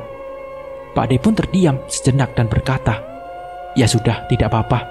Nanti lama-lama kamu pasti akan terbiasa, katanya. Singkat cerita, obrolan pun semakin lama berlanjut dengan topik-topik nostalgia tentang Bapak. Kebanyakan adalah obrolan kosong, namun terdengar cukup lucu dan menarik. Hingga ketika menjelang zuhur, Pak D dan Paman pun pamit pulang. Tak selang beberapa lama juga, ibu juga izin pergi keluar. Katanya ada dokumen yang harus ditandatangani di kantor almarhum Bapak. Apa harus sekarang, Bu? Katanya badannya lagi tidak enak, tanyaku ketika ibu hendak pergi. Sudah enakan kok, lagian biar semuanya lekas selesai, jawab ibu seraya beranjak pergi keluar dari rumah. Aku sempat mengantar ibu sampai jalan depan rumah, dan bersamaan dengan itu juga Pak Solihin lewat dengan sepeda motornya. Aku ingat betul, dan aku yang waktu itu sudah terlanjur bertatap mata pun mencoba untuk menyapanya. Kusapa dengan senyuman dan anggukan kepala, dan dibalas dengan dingin dan dongakan kepalanya. Memang biasa, Pak Solihin selalu seperti itu. Aku pun berjalan masuk setelah tukang ojek langganan ibu datang dan membawa ibu pergi. Di dalam rumah, entah mengapa, aku kini memikirkan balasan sapaan dari Pak Solihin tadi. Sombong, batinku singkat. Aku yang suntuk pun memutuskan untuk menonton televisi. Kubuka kain taplak yang menutupi televisi. Kuhidupkan dan kucari saluran acak. Aku pun duduk santai memandang siaran televisi hitam putih itu. Menit demi menit pun berlalu. Mataku mulai merasa ngantuk. Aku yang merasa tidak nyaman bila tidur di situ pun memutuskan untuk pindah ke kamar. Dengan tentu mematikan televisi itu terlebih dahulu. Aku bangkit dan beranjak mematikan televisi itu. Namun, ketika aku sudah mematikannya dan hendak menutupnya kembali dengan kain, aku terhenti sejenak.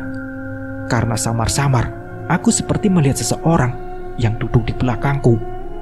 Aku melihatnya dari pantulan layar kaca televisiku yang sudah mati. Tampak sangat jelas siluetnya, karena memang tersinari oleh matahari yang masuk dari jendela di belakangku. Aku terpaku dan sejenak mencermati pantulan bayangan itu. Benar-benar seperti orang yang tengah duduk di kursi di belakangku. Dengan tanpa aba-aba, aku pun menoleh. Dan setelah aku menoleh, tak ada siapapun yang duduk di kursi itu. Aku pun menghela napas sejenak dan kembali melihat ke arah kaca televisi itu. Namun, kini pantulan itu tak lagi ada. Benar-benar tak seperti pantulan yang baru beberapa detik lalu aku lihat. Mungkin aku cuma salah lihat, batinku. seraya menarik kain yang biasanya menutupi televisi itu. Dan bersamaan dengan itu, tiba-tiba bau wangi menusuk dan lewat di penciumanku. Minyak wangi bapak. Batinku seraya terdiam di posisiku. Ini adalah bau yang biasanya tercium saat malam akhir-akhir ini. Tapi meski aku sudah beberapa kali mengalaminya, tetap saja ada rasa takut dalam diriku. Berharap ini hanyalah perasaanku saja. Aku mulai memeriksa bau itu dengan memajukan hidungku. Aku periksa di sekitarku. Bau itu semakin samar dan semakin menghilang. Namun ketika aku berjalan dan penciumanku sampai di depan kursi itu, bau itu muncul kembali sangat kuat. Perlahan, aku mulai memundurkan langkah dan langsung berlari masuk ke kamarku. Siang-siang begini, tanyaku dalam hati sambil menutup pintu kamarku kuat-kuat. Dengan agak sedikit gemetar, aku naik ke atas tempat tidurku. Kuposisikan tanganku memeluk lututku sambil terus menguatkan hati. Bisa gila aku kalau terus-terusan begini, batinku. Sangat menyedihkan sekali bila itu memang benar-benar bapak yang arwahnya harus pulang ke rumah dan menakuti anaknya sendiri. Di sela pikiran itu, aku juga mulai bertanya-tanya, apakah ini jalan yang benar? Apakah aku harus ikhlas menerima semua ini? Sudahlah pak, jika itu memang dirimu, tak usah repot-repot membayangiku. Aku akan sanggup menerima mandat ini. Batinku yang sebenarnya mulai merasa lelah dengan semua gangguan ini. Sampai akhirnya, hari itu pun terselamatkan oleh ibu yang sudah pulang. Walau sempat mengagetkanku karena tiba-tiba ia membuka pintu kamarku dan melihatku sedang merenung aneh di atas tempat tidur. "Kenapa kamu itu? Makan dulu. Itu ibu belikan mie ayam," kata ibu yang membuatku segera beranjak dan keluar dari kamar. Aku pun makan dengan lahapnya tanpa bercerita tentang kejadian aneh yang baru saja kualami itu kepada ibu. Selesai makan, aku pun bersantai di ruang tamu. Dengan lagi-lagi ku nikmati sebatang rokok sambil melamun menatap jendela. Tak lama kemudian, Naryo datang. Seperti biasa, ia menerobos masuk tanpa mengetuk pintu. Kini dengan wajah yang sumringah. "Aku sudah beli bibit bel, sudah aku tuangkan ke kolam semua," ucap Naryo kala itu, disusul oleh ibu yang keluar. Karena mungkin mendengar Naryo datang. "Gimana nak, sudah beli?" tanya ibu kepada Naryo yang belum sempat duduk. "Sudah Bude, alhamdulillah. Terima kasih sekali Bude," jawab Naryo. "Ya sudah toh, nanti malam langsung diintai. Siapa tahu orang itu melakukannya lagi. Ajaklah Sukir kalau kamu takut," kata ibu. "Siap Bude, pokoknya nanti malam saya intai bersama Sukir," jawab Naryo dengan semangat. Setelah ibu kembali masuk, kami pun berbincang ke sana kemari hingga waktu menjelang sore. Naryo pamit pulang dan berpesan nanti malam ia akan menghampiriku ke rumah. Aku pun mandi sore dan setelah itu kembali menonton televisi bersama ibu hingga langit mulai petang. "Kamu itu mbok sholat oleh, sudah besar loh," kata ibu tiba-tiba saja bersamaan dengan azan maghrib yang berkumandang. Memang kuakui aku jarang sholat, beda dengan ibu yang amat sangat rajin beribadah. Setelah aku pikir-pikir, aku pun mendengarkan nasihat ibu itu. Kumatikan televisi dan segera mengambil wudhu di kamar mandi. Dan aku pun sholat, mencoba dengan sekusuk-kusuknya. Tapi entah karena aku jarang melakukannya atau bagaimana, badanku terasa sangat berat. Seperti ada sesuatu yang membebani pundakku ketika aku ruku dan ketika aku sujud. Namun aku coba singkirkan itu semua. Mungkin ini godaan orang yang ingin menegakkan sholatnya, batinku kala itu. Hingga sampailah aku pada tahiyat akhir. Tengkuk dan punggungku seperti merasakan ada seseorang yang berada di belakangku. Entah itu cuma perasaan saja, tapi yang aku rasa, perasaanku waktu itu sangat kuat bahwa sepertinya ada seseorang yang ada di belakangku. Itu tentu sedikit membuat bacaan doaku menjadi berantakan. Namun aku masih mencoba untuk menafikannya. Tapi kali ini semua berubah dalam waktu beberapa detik saja. Ketika samar-samar aku mendengar doa di belakangku. Suaranya membisik namun cukup jelas. Waduh, batinku yang kini mulai memejamkan mata dan ingin segera menyelesaikan sholatku. Namun apa yang terjadi? Suara itu kini justru terdengar semakin mendekat, dan ternyata tidaklah doa yang dia ucapkan, melainkan namaku. Sukir, Sukir, Sukir. Iya, itu suara bapak. Meski nadanya berbisik, tapi aku tahu betul itu suaranya. Dengan terpaksa, aku pun menghentikan sholatku yang hampir selesai itu, sambil menutup mukaku karena takut. Masih ku dengar suara itu. Nafasnya dingin menerpa tenggukku. Sudah pak, sudah, ucapku lirih terus-menerus dengan nada menahan tangis. Hingga entah bagaimana, suara itu pun menghilang begitu saja. Aku pun menengok gemetar, hingga setelah aku melihat ke belakang, tak ada siapapun di situ. Aku segera berlari keluar kamar dan duduk di ruang tamu untuk menenangkan diri. Tak lama kemudian, ibu datang dengan masih mengenakan mukena. Sempat mengagetkanku, tapi aku lega setelah tahu itu adalah ibu. Nah begitu, sholat biar hajatmu dikabulkan sama Tuhan, kata ibu yang melihatku masih menggunakan peci dan sarung. Aku hanya menjawabnya dengan senyuman kejutku, dan kita pun duduk bersama berbincang tentang sesuatu. Gimana? Jadi ke kolamnya Naryo? Tanya ibu. Jadi bu, paling nanti jam 9. Tapi emang ibu tidak apa-apa di rumah sendirian? Tanyaku. Alah, tidak apa-apa nak. Ibu bilangin, kalau memang itu perbuatan Pak Solihin, kamu harus bawa pegangan loh. Soalnya dia itu terkenal dengan kliniknya, kata ibuku. Pegangan apa bu? Keris itu? Tidak. Sudah, diriku sendiri saja sudah cukup bu, jawabku sambil merasa malas kalau harus membawa keris itu keluar rumah. Ya sudah kalau begitu, tapi kamu tetap hati-hati. Kalau nanti melihat pelakunya, cukup tandai mukanya, kata ibu. Sambil menunggu kopi yang dibuatkan ibu, aku kembali dalam lamunanku tentang kejadian saat sholat tadi. Menyedihkan sekali aku ini, dihantui oleh bapak sendiri. Apa itu benar-benar bapak ya? Atau, entahlah, batinku jengah. Tak lama kemudian, ibu pun datang, membawakan segelas kopi bersamaan dengan azan isya yang terdengar. Wah, terlalu awal tuh, Lek Pak Wiro azan isyanya, ucap ibu mengatakan Lek Pak Wiro, si marbot masjid di desa ini, sambil meletakkan gelas kopi itu di depanku. Maklum, ibu sudah tua, jawabku bercanda. Kami pun berbincang sejenak, dan ibu pergi ke dalam untuk sholat isya. Selang beberapa saat kemudian, aku sempat disuruh oleh ibu untuk sholat juga. Hanya bisa mengiyakan, tanpa punya keinginan untuk melaksanakannya. Jujur, aku masih terngiang kejadian saat maghrib tadi. Singkat cerita, menit demi menit berlalu, dan aku masih duduk di ruang tamu menunggu kedatangan Naryo. Sekira pukul 21.00, ibu keluar dan berkata ingin tidur terlebih dahulu. Ibu tidur dulu ya, nanti pintunya dikunci saja dari luar kalau kamu mau pergi ke kolam bersama Naryo, ucap ibu sambil menguap. Aku pun mengiyakannya, dan tepat pukul 21.30, Naryo datang dengan setelan malamnya, kupluk, senter, dan kain sarung yang terselempang di pundaknya.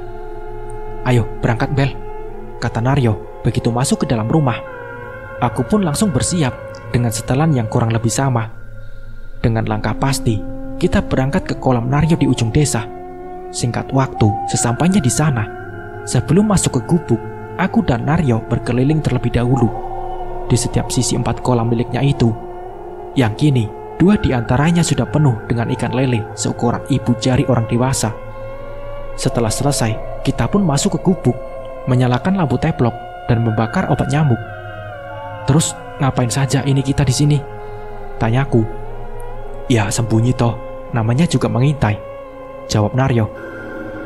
Kami sempat membakar ketela dan berbincang terlebih dahulu sampai sekitar pukul 00.00. Dinginnya angin malam itu membuat kita mengantuk, dan kita pun memutuskan untuk masuk ke dalam gubuk. Lentera sudah diturunkan dan diletakkan di sudut bawah gubuk agar cahayanya tak begitu terlihat dari luar. Kita pun mulai merebahkan tubuh kita masing-masing, mencari posisi ternyaman di amben yang seharusnya hanya cukup untuk 1 orang itu, hingga suara binatang malam pun menghipnotis kita untuk terlelap. Entah berapa lama, semua hilang karena lelapku. Hingga kalau tidak salah, sekitar hampir pukul 2 dini hari, Naryo membangunkanku. Bangun Bel. Bisik Naryo sambil menggoyangkan tubuhku. Kamu dengar tidak? Kata Naryo lagi ketika aku sudah terbangun. Dengar apa? Jawabku, seraya mengusap mataku. Shh, diam dulu, diam. Kata Naryo pelan. Dan beberapa detik setelah itu, terdengar suara orang terbatuk-batuk. Suaranya tidak dekat, namun sepertinya juga tak begitu jauh. Mungkin beberapa meter saja dari samping gubuk. Suara batuk itu masih terdengar. Naryo langsung bangkit meraih senter. Sempat ku cegah karena aku seperti mempunyai perasaan yang tidak enak. Iya, aku seperti mengenali suara itu. Tapi akhirnya aku dan Naryo pun memutuskan untuk keluar. Kami mengarahkan senter ke sudut-sudut kolam dengan suara batuk yang masih terdengar jelas dan menggema.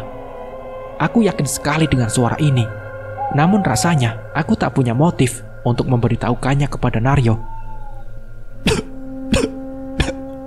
Suara itu terdengar kembali untuk kesekian kalinya.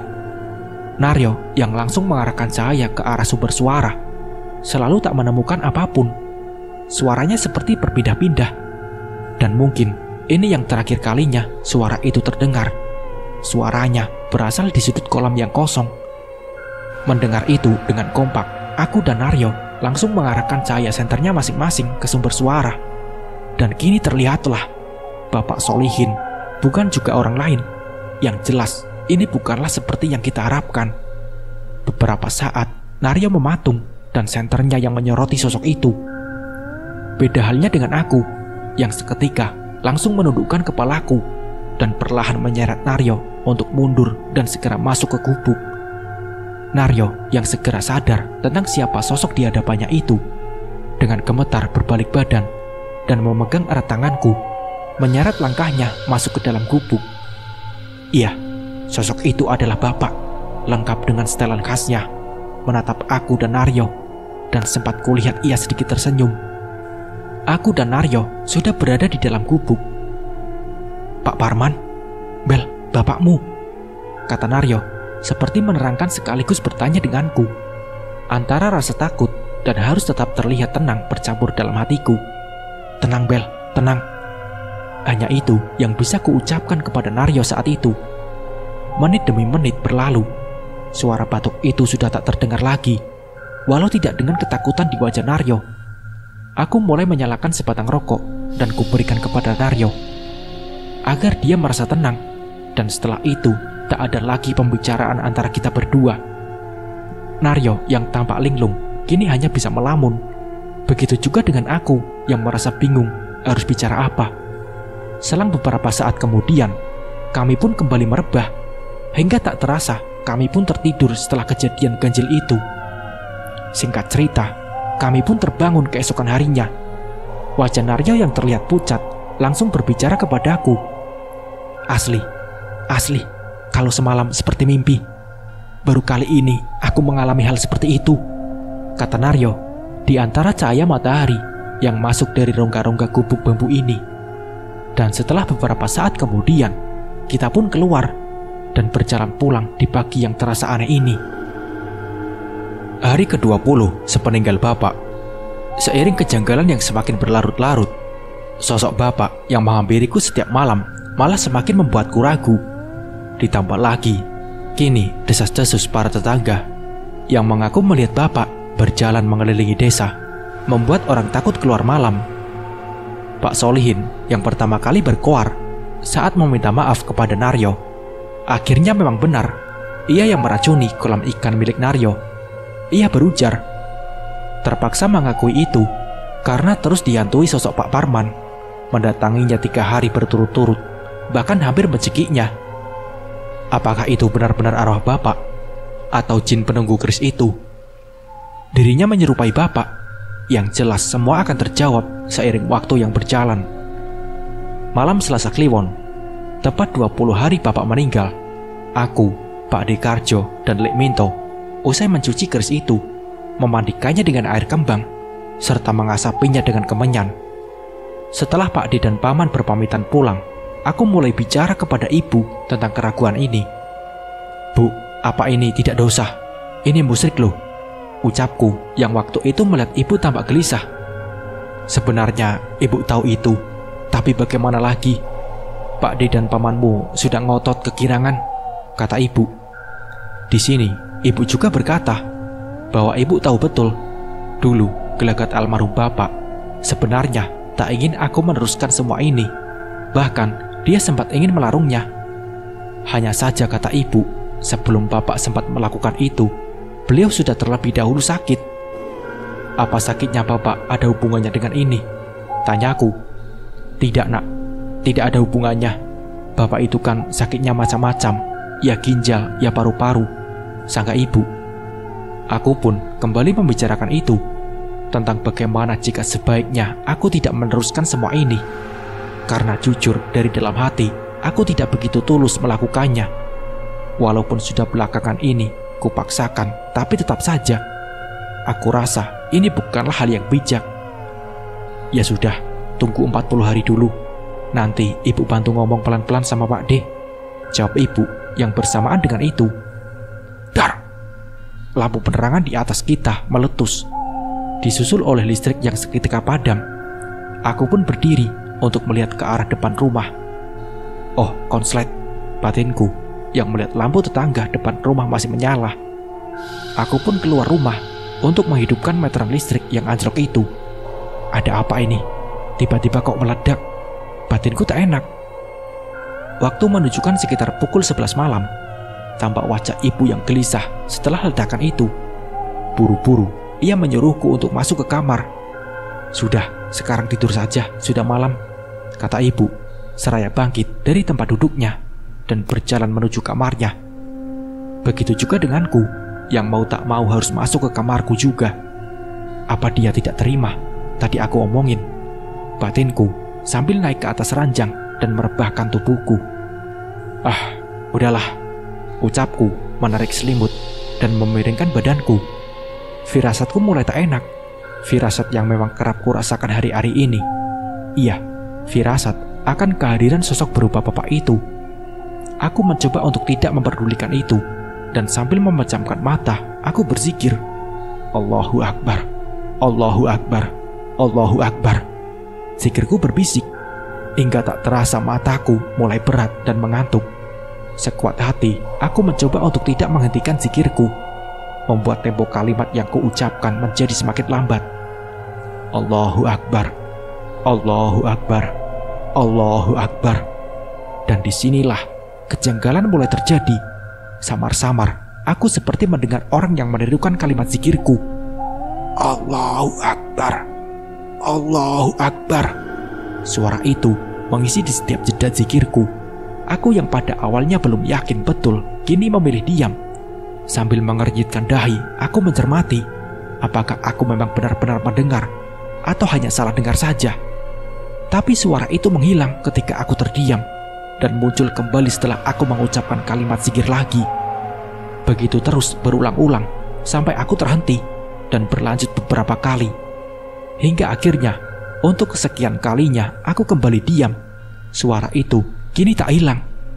Allahu Akbar, Allahu Akbar, Allahu Akbar.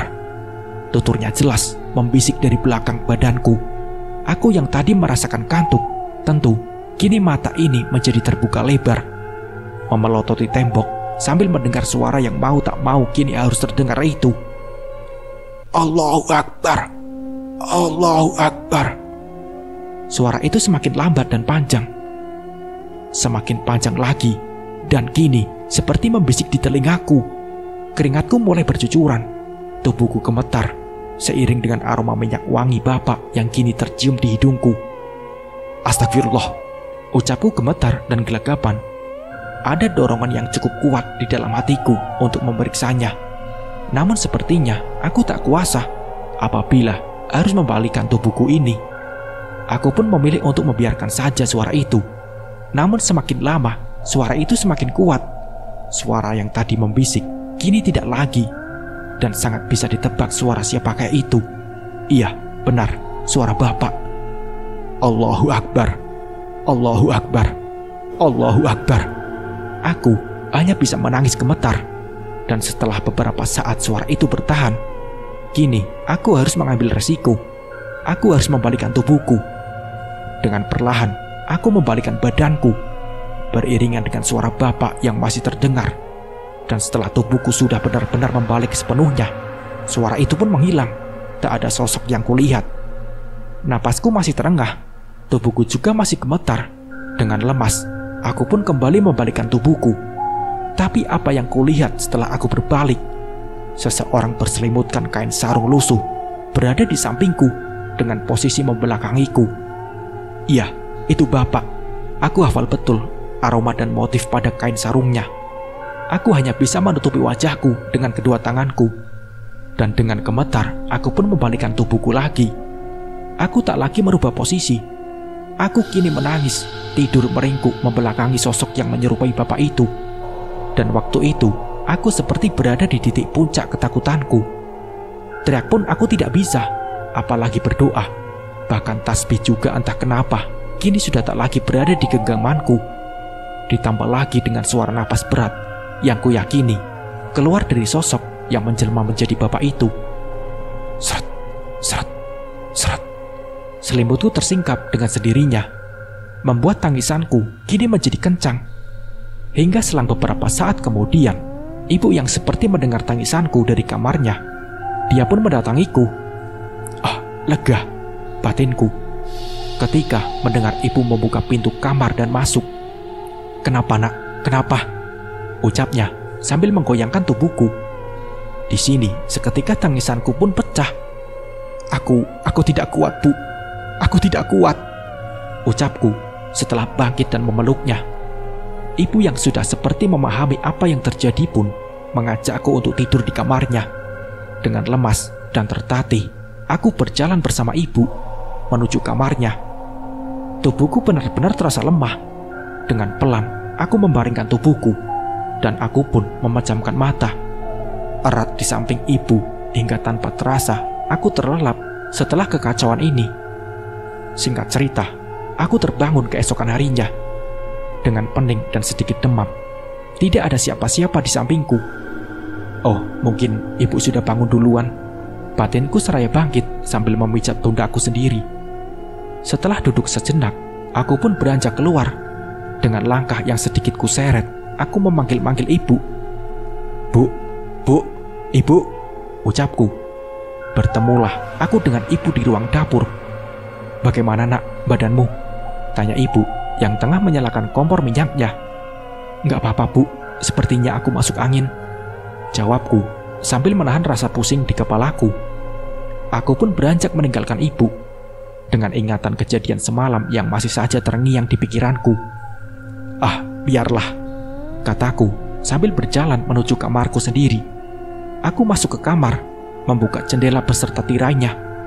Kupungut pula bantal di lantai yang mungkin terjatuh tadi malam. Kutata di tempat yang seharusnya. Namun lagi-lagi ada pemandangan tak lazim.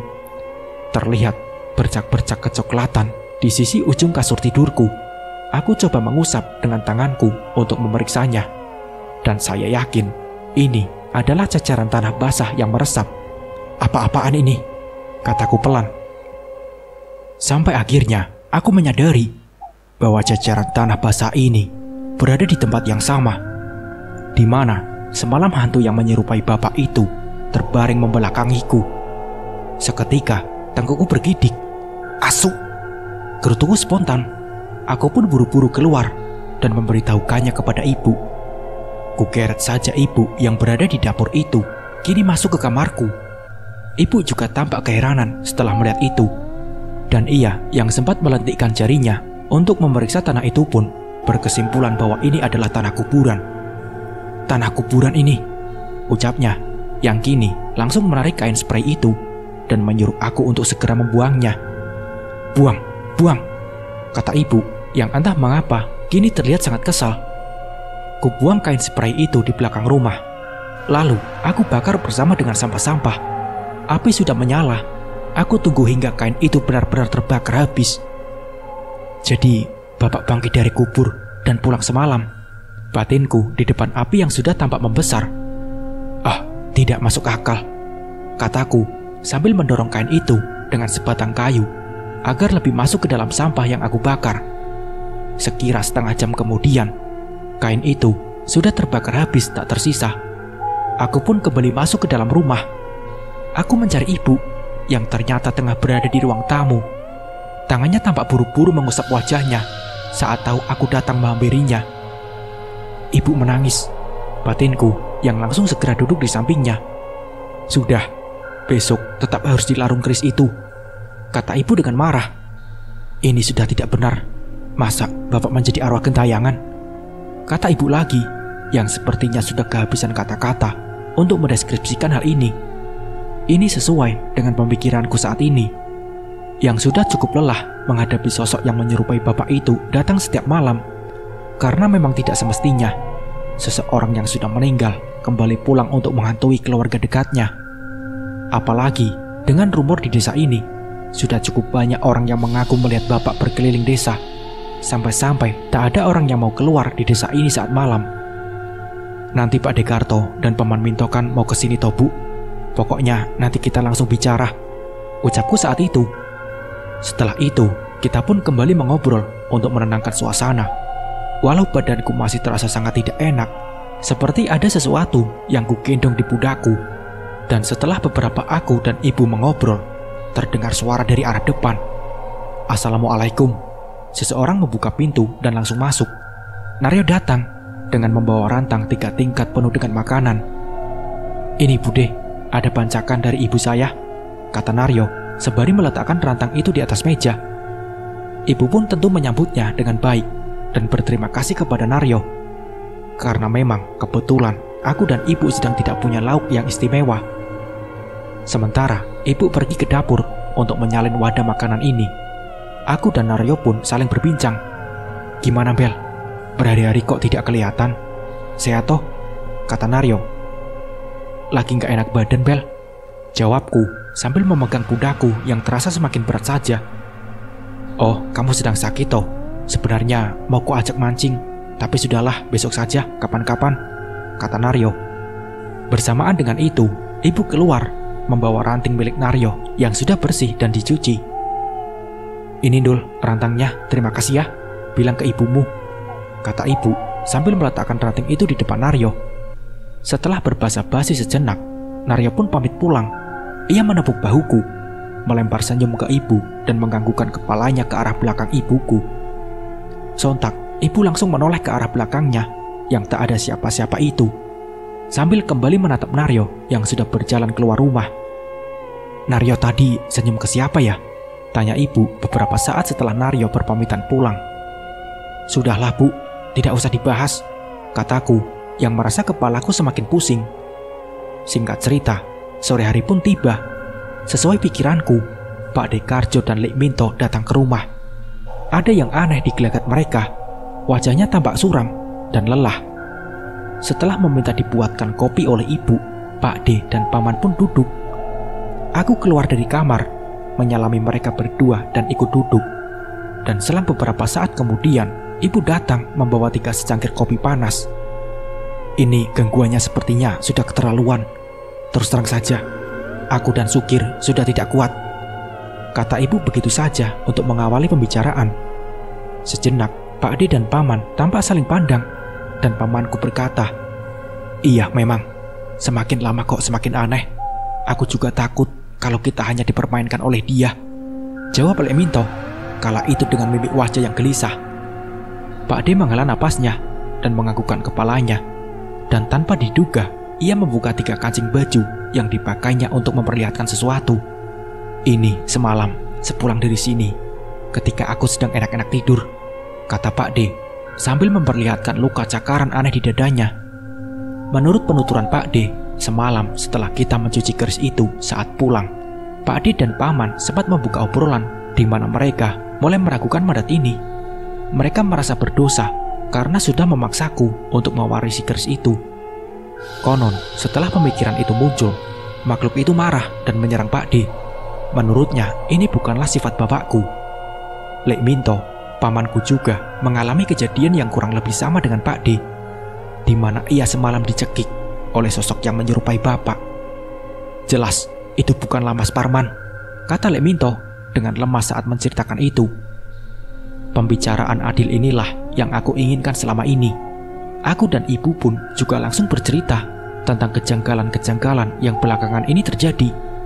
Hingga setelah pembicaraan yang cukup panjang dan lebar, akhirnya kita semua berkesimpulan dan mengambil mindset kalau sosok yang menyerupai bapak itu bukanlah bapak, melainkan jin yang menjelma saja untuk mempertahankan eksistensinya. Kalau dilarung, apa tidak bahaya?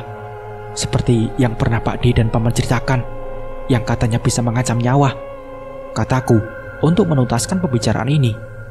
Pak D dan Paman hanya menganggukkan kepalanya dan berkata, itu belum pasti, hanya pikiranku dan Minto saja, yang pada akhirnya memang kejadian. Ketika aku ingin menghentikan semua ini, dia langsung mengamuk, kata Pak D. Terus ini baiknya bagaimana? Tanyaku. Ya sudah, dilarung saja, tapi tidak bisa sekarang, tetap menunggu setelah 40 hari, kata Lek Minto yang menjawabnya. Akhirnya, sore itu pun kita sepakat untuk menghentikan semua ini. Kita semua sama-sama menguatkan, karena pasti akan ada sesuatu yang terjadi setelah pembicaraan ini.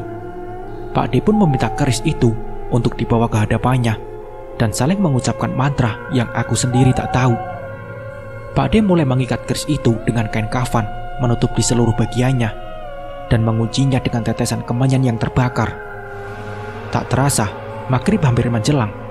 Pak D Karjo dan Lek Minto segera berpamitan, serta berpesan kepadaku dan ibu agar menggelar kasur saja di lantai. Pokoknya jangan tidur di atas ranjang, kata Pak D sebelum keluar dari rumah. Aku tak begitu mengerti apa alasannya. Yang jelas aku dan ibu memilih untuk menurutinya, meski aku harus kedinginan di antara badanku yang masih agak demam ini. Singkat cerita, tibalah malam. Pikiranku tentu sudah macam-macam. Akan ada apa lagi nih malam ini? Batinku was-was. Aku dan ibu sudah berada di kamarnya. Kita tidur bersama dengan menggelar matras di lantai. Kalau tubuh kita berada di lantai dekat dengan tanah, katanya lelembut tak bisa mencelakakan kita, walau mungkin masih bisa menampakkan diri dan mengganggu kita dengan suara, kata ibu seraya menata spray di matras itu. Jam sudah menunjukkan sekira hampir pukul 22.00. Kita semua bersiap untuk tidur. Untung aku baru saja minum obat, jadi mungkin malam ini aku bisa tidur lebih cepat. Tampak rasa takut yang mencoba disembunyikan oleh ibu, aku sangat jelas melihatnya. Dengan nada galaknya, berulang kali ibu menyuruhku untuk banyak-banyak berdoa. Iya bu, iya, jawabku seraya menarik selimut menutupi ujung kaki hingga leherku. Kami pun saling mencari posisi ternyaman, memejamkan mata sampai tak terasa kami pun terlelap. Detik demi detik terus bergerak maju. Seiring malam yang semakin larut, beberapa kali aku sedikit terbangun dari tidurku karena nyamuk yang menggigit pipiku. Dan entah pukul berapa waktu itu, aku kembali terbangun. Tapi bukan karena nyamuk atau dinginnya udara yang menerpa kakiku, namun karena suara langkah kaki yang sepertinya berasal dari ruangan lain di rumah ini. Suaranya seperti orang berjalan mengenakan sepatu. Aku sedikit terbangkit untuk mencermati itu. Duh, aku bukan salah dengar. Suara itu benar-benar ada, berjalan dari ruangan satu ke ruangan lain di rumah ini, gumamku. Aku segera membangunkan ibu dengan pelan. Aku tentu tak mau ketakutan sendiri, dan kita pun kini sama-sama mengamati suara itu dari dalam kamar. Itu bu, itu, dengar tidak? Tanyaku berbisik. Pada awalnya, mungkin ibu masih merasa ini bukanlah sebuah kejanggalan. Ia justru ingin bangkit dan memeriksanya keluar, hingga aku pun mencegahnya. Ini tetap dia bu, aku sudah hafal, ucapku sembari meraih tubuh ibuku yang hendak bangkit. Terus kita harus bagaimana? Kata ibu. Sudah, diamkan saja, kita jangan keluar, ucapku. Langkah kaki itu masih terdengar. Ibu pun tampak semakin mencermati di antara rasa ragu dan takutnya yang mungkin bercampur menjadi satu. Dan pada suatu momen, tiba-tiba saja ibu memelukku ketakutan sambil berkata, "Itu jalannya bapak nak," ucap ibu dengan nada bicara yang menahan tangis. Aku hanya terdiam saja, sembari memegang erat pundak ibu. Sebagai seorang istri, Ibu tentu hafal betul semuanya tentang Bapak. Aku tidak meragukan itu. Di antara suara langkah kaki itu, ibu berdoa dengan lantang, namun masih dengan suara yang berbisik. Suasana ini justru membuatku menjadi semakin takut. Semakin ku cermati, suara langkah itu terasa semakin mendekat, dengan langkah yang kian cepat, seperti sedikit berlari. Dan langkah itu pun berhenti di depan pintu kamar, membuat pelukan kita semakin erat.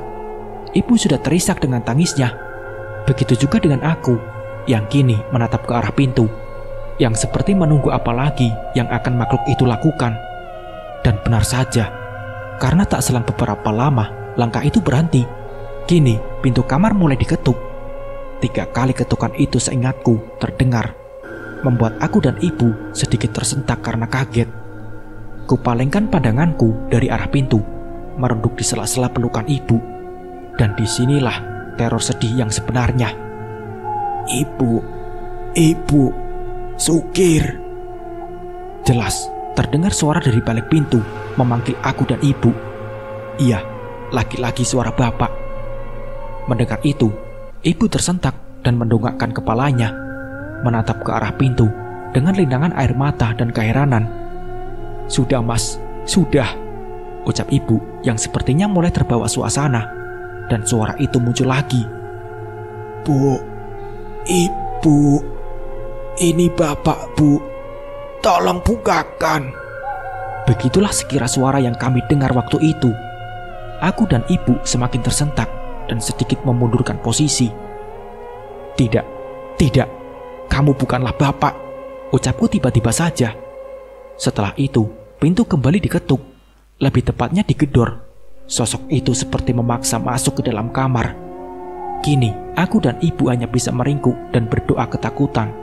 Dan suasana itu pun kembali berulang. Sosok dengan suara Bapak itu kembali memanggilku, dan ibu mencoba meyakinkan bahwa itu adalah benar-benar Bapak, namun dengan nada yang marah. Ibu, Sukir, ini Bapak." Aku semakin yakin itu bukanlah Bapak. Ia sudah meninggal dan tenang di sana. Yang sekarang tengah bersuara ini adalah jin yang mencoba memanipulasi kami. Sampai akhirnya, entah setelah beberapa lama, yang jelas akhirnya suara itu pun hilang begitu saja, meninggalkan kami yang meringkuk, terengah ketakutan di atas matras tipis itu. Malam itu, kita benar-benar tidak tidur, hingga azan subuh berkumandang. Bagaimana kita bisa beristirahat setelah kejadian itu? Singkat cerita, keesokan harinya, setelah matahari benar-benar terbit, barulah aku dan ibu keluar dari kamar. Pemandangan janggal laki-laki langsung terlihat. Cacaran tanah basah tersebar di lantai. Aku dan ibu berjalan, merunutnya, dan ternyata cacaran tanah itu hampir ada di setiap ruangan rumah ini. Tanpa bicara, ibu segera berjalan ke dapur dan kembali lagi membawa sapu dan pengki. Ibu pun menyapu cacaran tanah itu dengan raut wajah yang tentu dipenuhi dengan kesedihan. Nalarku terkoyak. Aku benar-benar tidak habis pikir. Ilmu macam apa ini yang diturunkan Mbah Kakung kepada Bapak dan sekarang dipaksakan untuk diwariskan kepadaku? Jelas ini adalah sebuah kesesatan. Batinku memberontak. Suasana pagi itu tentu menjadi sangat aneh. Dan ternyata tanpa kuduga, kejadian ini terus berulang selama kurang lebih 20 hari. Berhari-hari itu, sosok yang menyerupai Bapak itu datang, mengetuk pintu kamar, memanggil-manggil aku dan ibu, dan menyisakan cacaran tanah-tanah basah di setiap lantai ruangan rumah ini. Setiap pagi pula, selama kurang lebih 20 hari lamanya, aku dan ibu membersihkan cacaran tanah itu. Apa kabar dengan Pak Dikarjo dan Lek Minto? Mereka juga mengalami hal yang kurang lebih sama. Didatangi Bapak, namun dengan mimik yang marah. Sampai tibalah sehari setelah 40 hari kematian Bapak, di mana inilah waktunya untuk mengakhiri semua ini. Aku ingat, itu pagi hari, setelah pukul 06.00 lebih sedikit, Pak D dan Paman mengambil keris itu di rumah untuk melarungnya di sebuah pantai di daerah Kendal, Jawa Tengah, daerah di mana Mbah Kakung dulu dilahirkan. Konon, memang di pantai itu, dahulu Mbah Kakung mendapatkan keris itu. Aku sempat ingin ikut melarung keris itu, namun dilarang oleh Pak D dan Paman. "Sudah, biar aku saja yang mengurus," kata Pak D waktu itu. Mereka berangkat menggunakan mobil. Aku ingat betul, aku dan ibu mengantarkannya sampai depan rumah. Tanpa ku tahu kala itu adalah kala terakhir aku bertemu dengan Pak D dan Paman dalam keadaan hidup. Pak D Karjo dan Lek Minto mengalami kecelakaan dalam perjalanan menuju pantai itu. Keduanya meninggal dunia dalam tragis itu. Aku dan ibu yang mendapat kabar saat sore hari itu tentu terkejut dan sangat terpukul. Apa ini semua karena keris itu? Pada akhirnya, keris itu tak pernah dilarung. Keris itu kembali lagi ke rumah, diantar oleh seorang aparat, teman baik bapak beberapa hari setelah kecelakaan yang menimpa Pak D dan Paman. Ku sebut saja sebagai keris sumber bencana, mengacaukan setiap tatanan dalam hidupku, membuatku sempat depresi karena menyalahkan diriku sendiri atas kematian Pak D Karjo dan Lek Minto. Ditambah lagi, Bude, istri Pak D, dan Bule, istri Paman, kini seakan membenciku, menyalahkanku atas kematian suami-suaminya. Tapi apakah aku patut untuk disalahkan? Ini semua bukanlah mauku. Pada akhirnya, aku tentu tak sudi merawat keris itu. Beruntung, waktu itu ada seorang kiai dari pondok pesantren ternama di kota ini yang mau menolong dan membawa keris itu. Setelah beberapa lama bertahan di rumah dan mulai meneror dengan rupa yang menyerupai bapak lagi. Dan demikianlah cerita ini berakhir, dengan kesepian antara aku dan ibu yang ditinggalkan oleh beberapa saudara terdekatnya. Tapi kehidupan tetap harus berjalan. Dengan berat dan sepi, aku berjuang bersama ibu, karena memang hanya dialah satu-satunya manusia yang tak pernah meninggalkanku. Selang setahun setelah semua ini terjadi, aku melanjutkan sekolahku hingga menjadi sarjana pendidikan sekitar 5 tahun setelahnya. Aku pun mengikuti jejak bapak, menjadi PNS dan mengajar di sebuah SD negeri di kota ini. 3 tahun kemudian, aku menikah dan mempunyai 2 orang anak. Aku tetap hidup bersama ibu, bersama istri dan kedua anakku di rumah kenangan ini, hingga ibu menyusul bapak di alam surga pada tahun 2020 lalu karena sakit. Nah, seperti itulah kisahnya. Semoga dari kisah ini kita bisa mengambil hikmah dan pembelajarannya. Mungkin cukup sekian dari saya. Wassalamualaikum warahmatullahi wabarakatuh.